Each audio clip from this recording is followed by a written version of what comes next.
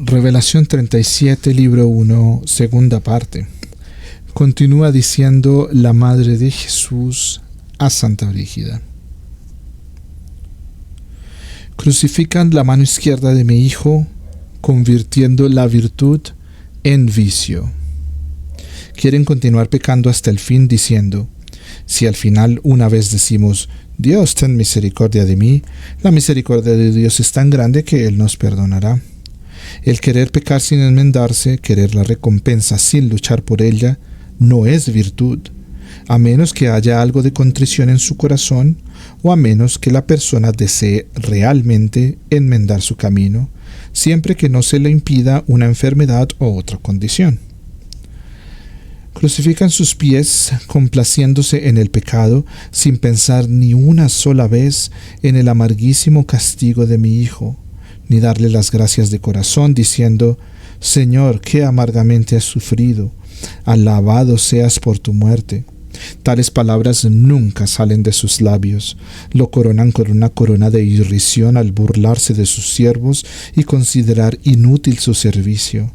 Le dan hiel a beber cuando se regodean y complacen en pecar. Nunca sienten en el corazón lo serio y múltiple que es el pecado. Le traspasan el costado cuando tienen la intención de perseverar en el pecado. Te digo en verdad, y se lo puedes decir a mis amigos, que para mi Hijo esas personas son más injustas que aquellas que lo sentenciaron, peores enemigos que aquellos que lo crucificaron, más faltos de vergüenza que quienes lo vendieron. A ellos les espera mayor castigo que a los otros. De hecho, Pilato supo muy bien que mi Hijo no había pecado y que no merecía la muerte. Sin embargo, por temor a perder el poder temporalmente y por la insistencia de los judíos, aún reacio, tuvo que sentenciar a muerte a mi Hijo. ¿Qué temerían estas personas si lo sirvieran? ¿O qué honor o privilegio perderían si lo honrasen? Ellos recibirán, pues, una más dura sentencia por ser peores que Pilatos en la consideración de mi Hijo. Pilatos lo sentenció por temor, sometiéndose a la petición e intenciones de otros. Estas personas lo sentencian por su propio beneficio y sin temor alguno, deshonrándolo por el pecado del que podrían abstenerse si así lo quisieran. Pero ellos no se abstienen de pecar ni se avergüenzan de haber cometido pecados, pues no toman en consideración que no merecen ni la mínima consideración de aquel a quien ellos no sirven. Son peores que Judas, pues Judas, después de haber traicionado al Señor, reconoció que Jesús era el mismo Dios y que él había pecado gravemente contra él. Se desesperó, sin embargo, y se precipitó hasta el infierno, pensando que ya no merecía vivir. Pero estas personas reconocen su pecado y aún así perseveran en él sin arrepentimiento en sus corazones. Más bien desean arrebatarle a Dios el reino de los cielos por una especie de fuerza y violencia, creyendo que lo pueden conseguir, no por sus hechos, sino por una vana esperanza. Vana porque no se le dará a nadie más que a los que trabajan y hacen algún sacrificio para el Señor. Fin de la segunda parte. Comentario. Wow. Yo creería que de todos los mensajes que he leído hasta ahora de Santa Brígida, este que acabo de leer es probablemente uno de los más edificantes, si no el más, pero a la vez uno de los más fuertes.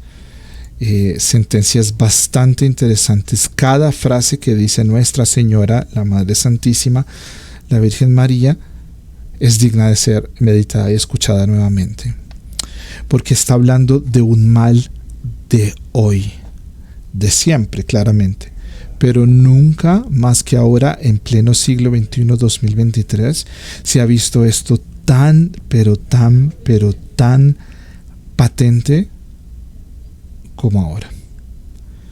Porque hablan perfectamente de esa falsa misericordia que incluso muchos católicos, creyentes cristianos, proclaman. Y como dice acá nuestra Madre Santísima, resultan siendo peores que Pilatos o peores que Judas, que está en el infierno. Es un mensaje bastante fuerte, pero a la vez bastante interesante, porque nos lleva a sentir, como dice acá la Virgen Santísima, que nosotros debemos realmente mirar la cruz, mirar el crucifijo y decirle al Señor: gracias, Señor Jesús, por haber muerto por mí. Perdóname porque por mis pecados te pusieron en esa cruz.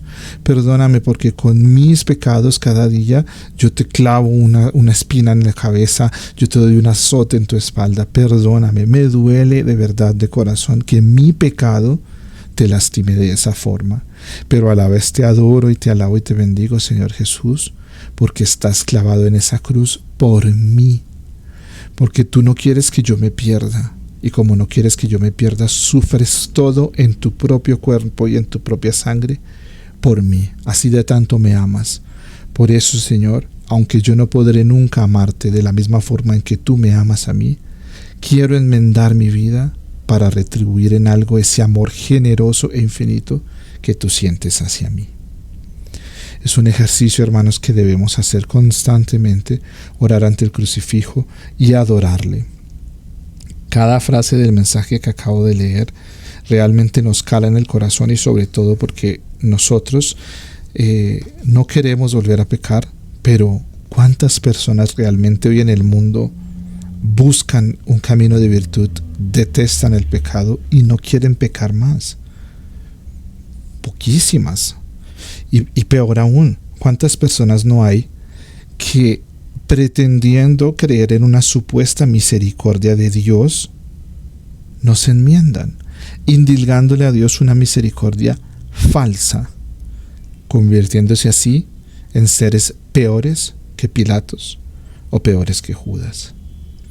Dios nos ayude a nunca ser nosotros uno de estos, y a que aquellos que lo son, que tristemente hoy en día son muchísimos, lleguen a convertirse algún día para que no pierdan sus almas. Yo les recomiendo, hermanos, volver a escuchar este mensaje porque vale mucho la pena.